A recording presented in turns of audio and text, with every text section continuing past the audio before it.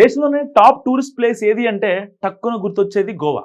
So అదొక ప్రకృతి అందాల పాలకోవ. న్యూ ఇయర్ డెస్టినేషన్ అంటే అందరికీ గుర్తొచ్చేది మొదటి పేరు గోవానే. సో పార్టీ చేసుకోవాలంటే చెలో గోవా అంటుంటారు చాలామంది. ఇక గోవా బీచ్లు స్వదేశీ విదేశీ టూరిస్టులతో కిటకిటలాడుతుంటాయి ఎప్పుడు చూసినా. అయితే ఈసారి గోవాలో న్యూ ఇయర్ జోష్ పెద్దగా కనిపించలేదు. అసలు ఇందుకు కారణం ఏంటో తెలుసుకుందాం. నేను మీ మనోజ్, వెల్కమ్ టు #యూ. టూరిస్టుల సందడి లేక గోవా ఖాళీ అంటూ సోషల్ మీడియాలో వీడియోలు చాలా వైరల్ అవుతున్నాయి. సో గతేడాది టూరిస్టులతో గోవా కళకళలాడితే ఈసారి న్యూ ఇయర్కి మాత్రం పర్యాటకులు లేక వెలవెలబోయింది. గోవాలో క్రిస్మస్ ముందు నుంచే న్యూ ఇయర్ సంబరాలు మొదలైపోతాయి.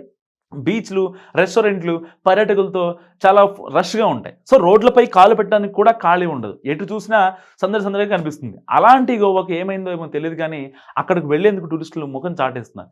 ఈ న్యూ ఇయర్కు పర్యాటకులు లేక గోవా బీచ్లు, రోడ్లు వెలవెలబోయాట. సో దీనికి సంబంధించిన వీడియోలు, ఫోటోలు నెట్టింట తెగ వైరల్ అవుతున్నాయి. అసలు టూరిస్టులు గోవాకు ఎందుకు రావడం తగ్గించారో తెలుసుకుందాం. సో గోవాలో విదేశీ టూరిస్టులకే ప్రాధాన్యత ఇస్తున్నారు ఇప్పుడు ప్రజెంట్ అయితే. సో ఇండియన్స్ కంటే 4 రెట్లు ఎక్కువ ఖర్చు పెట్టి ఫారెన్స్కే రెడ్ కార్పెట్ వేస్తున్నారు. సో దీంతో భారతీయులపై ఒక రకంగా చిన్నచూపు చూస్తున్నారని చెప్పుకోవాలి వ్యాపారులు. గౌరవం తగ్గడంతో గోవా ముఖం చూడట్లేదు ఇండియన్స్. సో దీనికి తోడు గోవాలో విపరీతంగా హోటల్స్ పెరిగిపోవడంతో మంచి సర్వీస్ అందట్లేదు.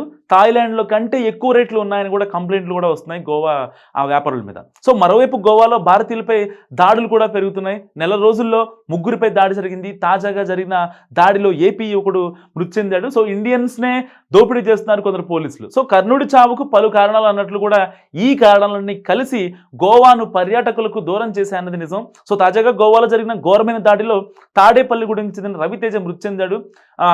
కలాన్గఢ్ బీచ్లోని మెరిన్ షాక్ దగ్గర మాటా పెరగడంతో హోటల్ సిబ్బంది రవితేజపై కర్రలతో దాడి చేశారు.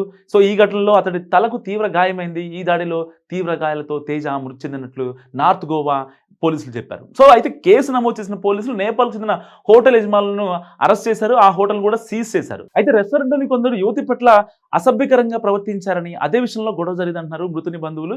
సో ఈ కారణాలతోనే గోవాకు వెళ్ళడానికి దేశీయ టూరిస్టులంతా కూడా సముఖత చూపించట్లేదు. అయితే ఇదంతా గోవాకు వ్యతిరేకంగా సోషల్ మీడియాలో జరుగుతున్న దుష్ప్రచారం అంటున్నారు ఆ రాష్ట్ర సీఎం ప్రమోద్ సావంత్. సో దేశ ప్రజలంతా గోవాకు రావాలని ఆయన ఆహ్వానించారు. అయితే టూరిస్టులు రాక వాళ్ళ సందడి లేక గోవాలో కాకపుడుతుంది. గోవా సర్కార్తో పాటు అక్కడి స్థానికులు కూడా ఇది మేలుకొలుపు లాంటిదని చెప్పాలి.